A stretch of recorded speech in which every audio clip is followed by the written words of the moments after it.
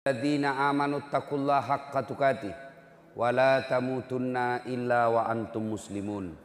Wahai orang-orang yang beriman, bertakwalah kalian kepada Allah dengan sebenar-benarnya takwa, dan janganlah kamu mati kecuali dalam keadaan beragama Islam. Sadaqallahul azim, maha benar Allah dengan segala firman-Nya.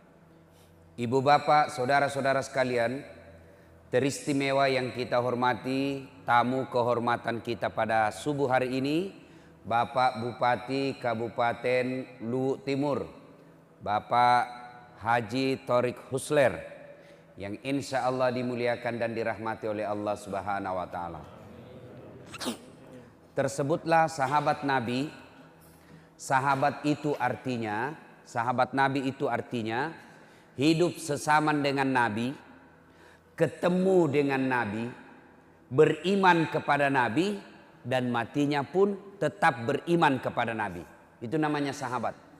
Ya, ada orang ketemu dengan Nabi tapi tidak beriman dengan Nabi. Itu tidak sahabat. Siapa? Abu Lahab. Ketemu sama Nabi itu, bergaul sama Nabi, bahkan pamannya Nabi, tapi tidak beriman sama Nabi, tidak boleh disebut sahabat. Bapak-bapak tidak usah lihat ini nanti dibagi-bagi kalau cukup. Ini memang ya. Ada juga orang ketemu dengan Nabi, bergaul dengan Nabi, beriman dengan Nabi, tapi matinya tidak beriman dengan Nabi. Dek capuri deceng, berakhir dengan kafir. Tidak bisa disebut sahabat. Siapa? Abdullah bin Ubay. Dia beriman sama Nabi, sahabat dengan Nabi, bertemu dengan Nabi, tapi terakhirnya murtad, keluar dari Islam. Tidak boleh disebut sahabat. Yang disebut sahabat, ketemu dengan Nabi, bergaul dengan Nabi, beriman kepada Nabi, matinya pun tetap beriman kepada Nabi. Ini tidak banyak. Sahabat ini bernama Alqamah. Bagus ibadahnya, di mana Nabi dakwah ada di depan. Kalau Nabi berjamaah di belakang ada Alqamah. Tapi anehnya ketika sakaratil maut tidak bisa syahadat. Dibimbing oleh Bilal, la ilaha illallah. Alqamah cuma bilang la, tidak, kaku bibirnya.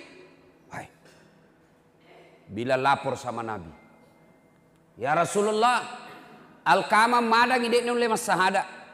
Alqamah sakaratil maut tidak bisa syahadat. Tolong Anda doakan. Nabi bersabda, baik. Kenapa bisa? Nabi sekali agamanya itu. Kok bisa? Didoakan oleh Nabi, tetap tidak bisa. Nabi lalu bertanya, ada yang tahu rumahnya bapaknya? Sudah meninggal ya Rasul. Kau pergi cari mamanya. Pasti ada dosanya sama mamanya ini. Pergi kau cari mamanya. Cari, ketemu. Bilal berkata, Bu, sakaratil maut kodong itu anak, tak bisa syahadat. Mungkin ada dosanya sama ibu. Apa Nabi bilang ibunya? Ada apa nih? Kurang ngajar memang itu anak. Setengah mati aku hamilkan. Masya Allah. Pernah kirasakan hamil? Pernah Pak? Itu di belakang itu. Itu bedek kalau hamil orang tidak ada enaknya. Coba lihat orang hamil. Jalan aja setengah mati. Duduk itu tidak bisa duduk masuleka. Pakai standar samping. Iya toh? Tidur. Baik. Pernah lihat ibu hamil tidur tengkurap. Mopang. Tidak bisa. Bapak, bagaimana rasanya hamil nih Pak? Mau ki rasakan, ambil ki kelapa, kasih masuk 1 biji di perut tak. Dengan sabuk-sabuknya, kemana-mana bawa. Itu ibu-ibu kemana-mana kan dia bawa. Setengah mati, tidur tidak ada enaknya. Menghadap ke kanan poso, menghadap ke kiri sesak napas. Satu jenaknya kayak pasrah. Coba, kalau kita laki-laki menderita, paling menderita kalau ngidam istrinya. Pernah ada bapak-bapak, Ustaz apa doanya supaya berhenti ngidam? Saya bilang apa ngidamnya istri? Tak ada bilang, Nanti dia bisa tidur kalau dia lihat saya di atas lemari duduk. Mulai berhenti kok nakas bodoh-bodoh kok itu. Jadi kalau istrinya mau tidur jam 9, setengah 9 naik di atas lemari. Waktu ini saya kasih. Dia bilang ini, setengah mati aku hamilkan, setengah hidup aku lahirkan. Coba lihat ibu-ibu kalau melahirkan. Ada enggak ibu-ibu melahirkan senyum? Ada ibu-ibu melahirkan senyum? Tidak. Bu. Toba mak. Toba mak. 5 bulan kemudian hamil misalnya. Setengah mati aku hamilkan, setengah mati ku lahirkan. Setelah ada istrinya, lebih sayang istrinya dari saya. Pernah satu saat saya datang ke rumahnya, rindu sekali sama dia. Lama dia tidak datang kepadaku. Aku rindu kepadanya, maka aku datang kepadanya supaya bisa melepas rinduku. Tapi apa yang terjadi? Belum saya masuk rumahnya, dia dengar saya di pintu. Langsung dia bilang sama istrinya, datang mama, cepatku sembunyi itu kacang. Tidak jadi mamaknya masuk. Nangis ibunya pulang. Sejak itu tidak pernah lagi diinjak rumahnya. Setengah mati ku lahirkan, ku besarkan. Setelah ada istrinya, lebih sayang istrinya daripada saya. Abi lalu bersabda, dek nana runtuh. Masih sania nanai. Panggil itu ibunya, panggil deh. Panggil deh. Bu, lihat itu anakmu. Tidak bisa. Tidak selamat ini kalau ibu tidak maafkan. Tidak mau saya Rasul, kurang ngajar biar saya narasa. Kalau begitu kata Nabi, jalan satu-satunya supaya selamat ini anaknya ibu, saya harus bakar. Silakan. Saudara-saudara sekalian kata Nabi, kumpulkan kayu. Kumpul kayu, kumpul kayu, nyalakan, nyala. Begitu nyala ditanya lagi, bu betul tidak memaafkan? Saya tidak memaafkan. Kata Nabi, lebih baik saya bakar api dunia daripada apinya neraka. Itu api neraka pak, jangan coba-coba. Ini bapak-bapak yang anggap enteng api neraka. Kan ada tong itu biasa bilang, wita topina witai. Api neraka itu pak kata Nabi, 69 panasnya api di dunia. Baru sama panasnya api neraka 69 kali. Api dunia pak 69 kali. Itu bahkan paling ringan apinya neraka. Kata Nabi, diletakkan kerikilnya neraka di kakinya. Paling ringan, letakkan kerikilnya neraka di kakinya. Saking panasnya mendidih sampai ke otaknya. Itu yang paling ringan. Jadi kalau bapak-bapak mau bayangkan api neraka, coba maki ambil ki api. Nyalakan kompor gas, kasih masuk tangan tak. Kalau bapak merasa ringan, aman. Tapi kalau baru api rokok lompat maki, hati-hati kau sekali. Hati-hati. Pernah lihat film G30 SPKI? Kembali nonton itu pak, supaya kita itu waspada terhadap PKI sekarang. Itu ada itu film itu ditusuk matanya api rokok. Itu belum api itu pak, baru serbuk. Api di dunia, api neraka itu kan ada 4 tingkatan. Api yang Allah ciptakan itu ada 4 tingkatan. Tingkatan pertama, api yang warna merah. Ini apinya para perokok. Coba lihat kalau merokok. Kayak orang bodoh-bodoh. Apa mau kerja itu? Isap buang. Beleng-beleng. Sekali-kali isap kunyah. Nah, masa kamu itu saja lah kerja 10 menit beleng-beleng. Ada merokok di sini?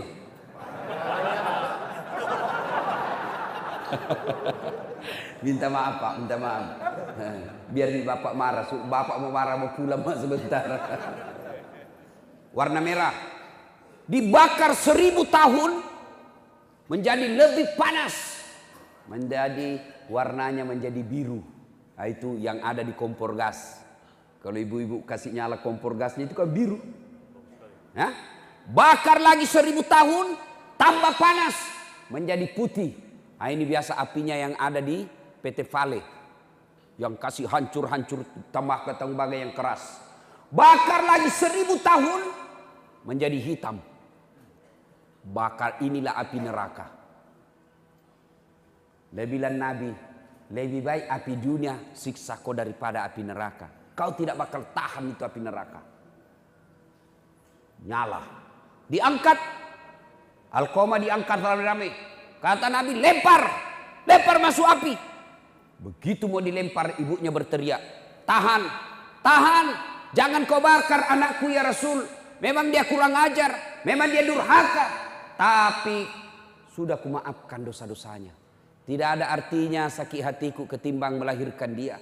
Tidak ada artinya sakit hatiku ketimbang hamil dia 9 bulan dalam perutku. Saya maafkan dia ya Rasul. Begitu dia bilang saya maafkan, Nabi berkata, letakkan, turunkan, turun. Pas turun, ditanya kembali ibunya, Bu, betul kita maafkan? Betul ya Rasul. Lalu Alqamah dituntun dan akhirnya dengan susah payah mengucapkan La ilaha illallah Muhammadur Rasulullah. Meninggal dunia. Apa hikmah dari kisah ini Pak? Sahabatnya saja Nabi, hidup sesaman dengan Nabi, didoakan langsung mulutnya yang Rasulullah Sallallahu Alaihi Wasallam tidak bisa selamat ketika sakaratil maut, menghadapi sakaratil maut dengan susah. Gara-gara apa? Durhaka sama ibunya. Ini kejadian lebih 1400 tahun yang lalu. 1400 tahun yang lalu. Apakah tidak ada sekarang seperti itu? Anak durhaka. Oh, lebih banyak lagi sekarang Pak. Anak-anak kita sekarang tinggi sekolahnya, tinggi tong kurang ajarannya. Bahkan saya baru-baru dapat Pak. Saya mau pergi taksiah di Makassar. Mau pergi ceramah di Makassar. Tiba-tiba ada ibu-ibu menelpon saya. Assalamualaikum Ustaz. Waalaikumsalam. Sambil menangis ini ibu. Ustaz tolong cepat datang ke rumahku Ustaz. Tolong saya Ustaz. Saya bilang ibu kenapa? Tenang-tenang ibu. Dia menangis terseduh-seduh.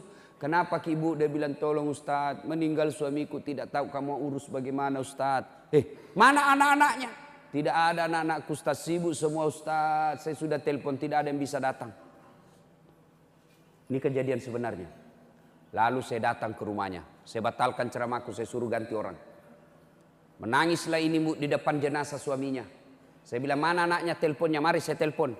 Dia kasihlah nomor telepon anaknya yang pengusaha di Samarinda. Pengusaha, banyak duitnya. Saya telepon anaknya. Tabek Pak, ada berita duka. Meninggal bapak tak? Apa dia bilang? Oh, sudah lama memang sakit itu bapakku. Saya bilang jadi bagaimana Deng? Ditunggu ki atau apa? Apa dia bilang? Sudahlah Ustaz, biar saya pulang tidak merubah keadaan.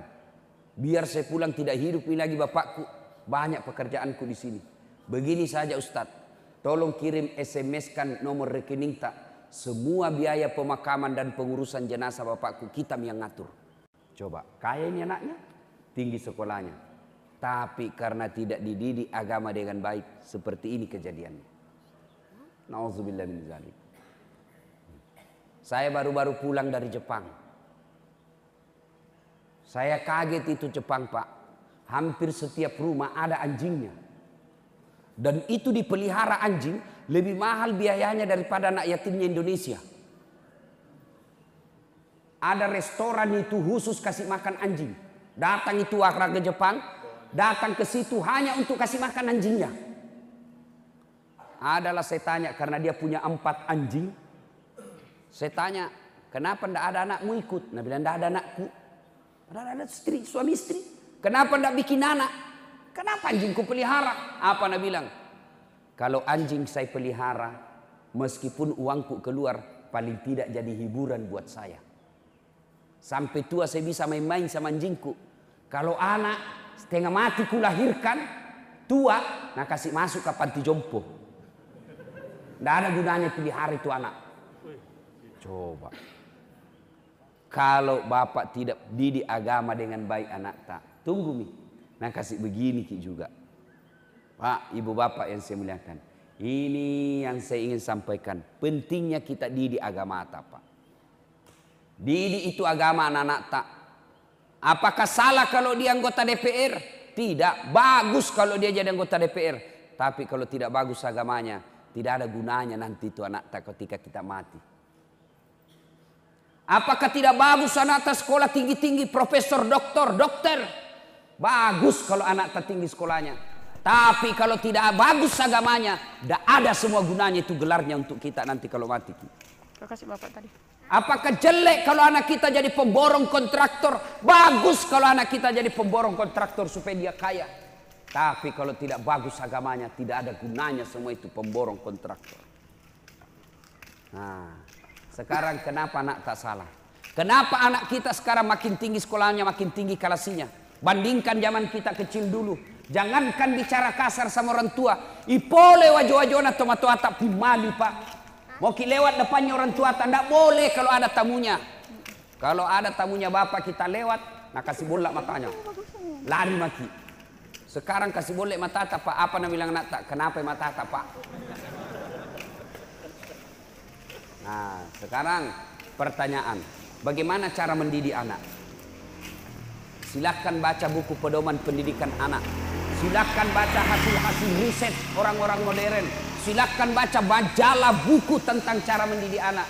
Tapi bapak keliru dan sesat kalau tidak membuka Quran mendidik anak. Itu ada dalam Quran. Ada yang tahu? Seorang manusia biasa, bukan nabi, bukan rasul, tapi jago dalam mendidik anaknya, hebat dalam mendidik anaknya. Akhirnya dikasih nama surah dalam Al-Quran karena hebatnya dalam mendidik anaknya. Ada yang tahu siapa dia? Siapa? Angkat tangan, saya kasih hadiah. Siapa? Luqmanul Hakim. Bapak dapat hadiah. Hadiah pak. Silakan, silakan. Ini uang barakah. Nah, ambil. Nah. Ada juga sebut di sana tadi Luqmanul Hakim, tapi jauh tidak dapat hadiah. Itu hikmahnya pak. Kalau dengar ceramah dekat-dekat pak, dapat uang. Itu hikmahnya. Namanya Luqmanul Hakim. Diabadikan dalam Quran karena dia hebat dalam mendidik anak. Bagaimana Luqmanul Hakim mendidik anaknya? Yang pertama dia didik anaknya apa? Ya bunayya la tusyrik billah. Wahai anakku, jangan kau menserikatkan Allah. Yang pertama diajarkan anak kita akidah la ilaha illallah Muhammadar Rasulullah. Tiada Tuhan selain Allah, Muhammad adalah Rasul Allah. Itu dulu diajarkan. Bagaimana aplikasinya itu akidah? Termasuk keyakinan tentang 3 hal. Perbaiki akidahnya anak kita ini. Apa itu? Nah, jodoh itu di tangan Allah. Nah, ajal itu di tangan Allah. Nah, rezeki itu di tangan Allah. Biar kau setengah mati, kau pakai akalmu, kau pakai kakimu, kau pakai tanganmu. Kalau bukan rezekimu tidak masuk ke kantongmu. Sebaliknya, biar kau tidak kerja keras, kau hanya buka toko sederhana, tapi karena rezekimu datang dari Allah, tidak ada yang bisa halangi kamu. Itu akidah. Cuma kita jarang ajar anak kita begini. Coba Ibrahim alaihissalam. Ketika Ibrahim alaihissalam tua, dia kumpul anaknya. Apa dia tanyakan anaknya? Anakku, ma ta'buduna min ba'di. Nanti kalau bapak mati, nak apa kamu sembah? Kita kalau tua apa kita bilang sama anak tak? Nak, ma ta'kuluna min ba'di. Nanti kalau mati karena apa kamu makan? Sangin makannya saja anak tak kita pikir. Padahal tidak ada orang mati kelaparan di sini. Ada mati kelaparan di sini? Tidak ada pak. Nah, pertama didik anak kita adalah akidahnya. Bagaimana sebenarnya kewajiban orang tua kepada anak? Apa kewajiban orang tua kepada anak? Artinya apa? Berdosa kalau dia tidak lakukan kepada anak. Apa itu? 1, beri nama yang baik. Begitu lahir anak tak kasih nama yang baik. Ada bilang gitu, orang bilang, apa arti sebuah nama? Oh bodoh itu kalau ada orang bilang begitu. Bayangkan kalau tidak ada semua nama tak di sini. Bagaimana kita mencoblos caleg? Kalau tidak ada namanya. Bagaimana bapak mau telepon saya ceramah kalau bapak tidak punya nama? Halo, ada ustaz? Ustaz yang mana? Ada itu yang pendek. Wah, banyak itu ustaz pendek di Makassar. Bagaimana? Nama itu penting. Dalam Islam, nama adalah doa. Ketika anak tak namanya mutmainnah, artinya jiwa yang tenang. Ketika panggil namanya, oh mutmainnah, itu berarti orang, wahai kau jiwa yang tenang. Nama adalah doa. Itu di dunia. Lalu nama adalah identitas. Nama adalah ciri, tanda. Sebut nama apa, Pak? Bapak sebut nama, paling tidak ada dua setahu. Siapa? Suku dan agama. Sebut nama mata. Nama Muhammad Margono, Islam, Jawa. Itu. Nama Bertus Magaluntung. Di sana tuh raja ini, Kristen. Dari nama bisa ditahu agamanya orang. Abdul Jabbar 99% pasti Muslim. Ambot Dalle, kan dalaka kalau orang Jawa. Mana ada orang Jawa namanya Ambot Dalle? Tidak ada itu. Kalau Jokowi, ya. Prabowo, ya. Margono, Susilo Wamba Mulyono, itu Jawa. Kalau Ambot Dalle, Bugis lah itu. Itu orang Bugis tidak mau kalah sama Udin sedunia. Karena dengar itu Udin sedunia, ada juga namanya Ambok sedunia. Ambok yang banyak rezekinya namanya Ambok Dalle. Ambok yang setiap berniaga untung terus namanya Ambok Upe. Ambok yang tidak pernah lolos kalau mencalek namanya Ambok Saka.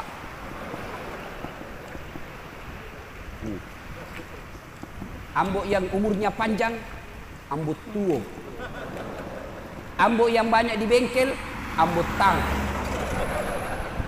Ambok yang penjual berliang Ambok Intang. Ambok yang suka naik tamannya Ambok Endre. Orang Bugis itu, Pak. Nama. Lalu apa kaitannya juga di akhirat kelak? Nama di akhirat kelak itu tujuannya apa? Ketika kita dikumpul di padang mahsyar, kan diadili satu-satu orang, Pak. Pernah rasakan mencoblos atau ngantri bayar listrik? Lama kita menunggu tuh. Padahal itu masih di dalam ruangan. Ada AC-nya, loketnya ada 4. Masih lama kita menunggu. Bagaimana nanti kalau kita diadili dari Adam sampai kiamat dunia? Berapa miliar manusia satu loket? Dari Adam sampai kiamat satu loket. Kenapa satu loket? Hanya satu Tuhan yang adili kita.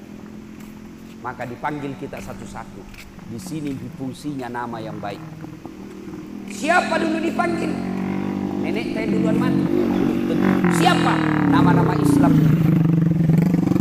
Abdul Jabbar, Abdul Rahman, Umar bin Khattab, Tarik Husler, Das'at Latif. Itu dulu dipanggil. Fatimah, Mutmainnah, Aisyah. Itu dulu dipanggil. Nama-nama Islam dulu. Joni, Tony, Ningsi, Nining, Joko. Di belakang kok. Dipanggil juga, Pak. Dipanggil juga, tapi di belakang. Dipanggil juga, Bapak dipanggil, tapi di belakang. Maka celakalah orang yang namanya tidak diislami, Pak.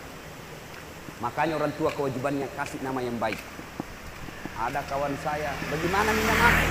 Dicari di Quran tidak ada. Dicari di Injil tidak ada. Dicari di Taurat tidak ada. Dicari kitab Sabur tidak ada.